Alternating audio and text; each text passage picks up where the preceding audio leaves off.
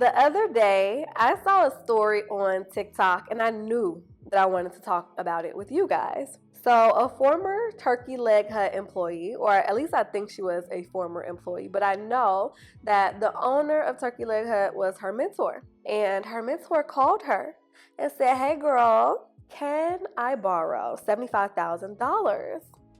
And oh girl, I can't remember her name, but she's just like, "I'm sorry, what?" And her mentor is like, "Don't trip. I just need the money in my account to show that I have the money. And once I show them that I have it, I'm going to send it right back.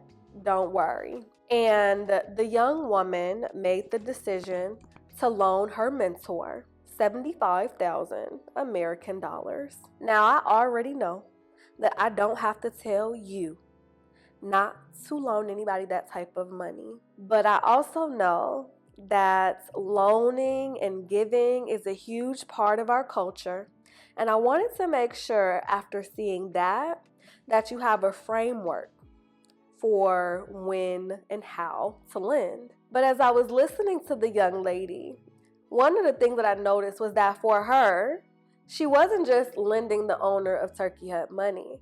One of the things that she said was like, they make that in a day. Like they make $200,000 a day. Like that's nothing for them.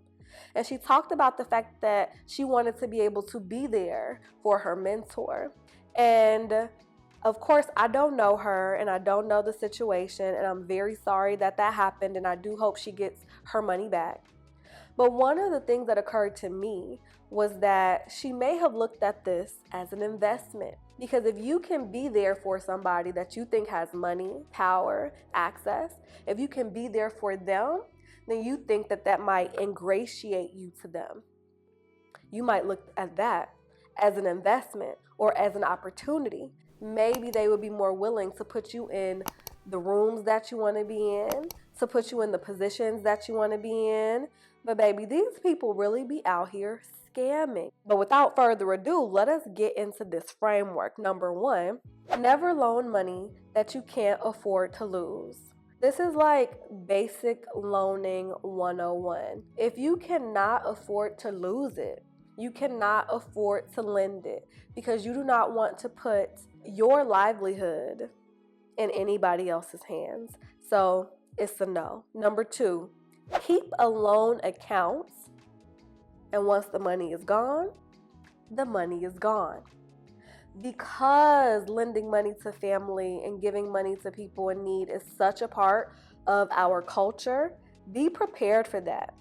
Have an account, like if you're the type of person who is okay with loaning money to friends and family, have an account that is designated for that.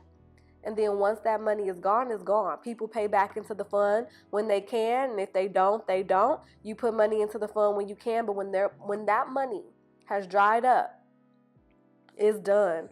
Number three, don't allow your judgment to be clouded by proximity to money, status, fame, power, none of that. So as I was listening to the story, the girl was talking about how she just knew that she was getting her money back, but the way that her mentor went about it, her mentor was like, "Oh, don't worry about it. I got you," right? And I want you to know it's not about that person. I don't care how good of a person. I don't care how much money they have. You have to do your own due diligence, right? So don't be clouded by who they are or what they have, because the process has to be the same for everybody, period. Number four, for large sums of money, get collateral and consult an attorney. And you can also consult ChatGPT. Like, put in ChatGPT, like, what should I do before I loan somebody $75,000? And I guarantee you, ChatGPT is going to have something to say about that. But, if you got it like that and if you have an attorney, consult them. I don't care how quickly they need it. If they need it so quick that you can't consult your advisors, then they're going to have to get it from somebody else. Number five, understand where the breakdown is. Now, I'm not going to say no names today, but I have one or two people in my life that don't like it when I start asking them questions about why they need money from me. You get to borrow money from me once, no questions asked, if it's not that much. I'll just run it to you, no problem. I ain't gonna ask no questions. You ain't giving me no problems. You not interrupting or disrupting my life too much, do you? But if you have to ask me for money consistently, well, now I need to understand what happened to your money. Are you short every month?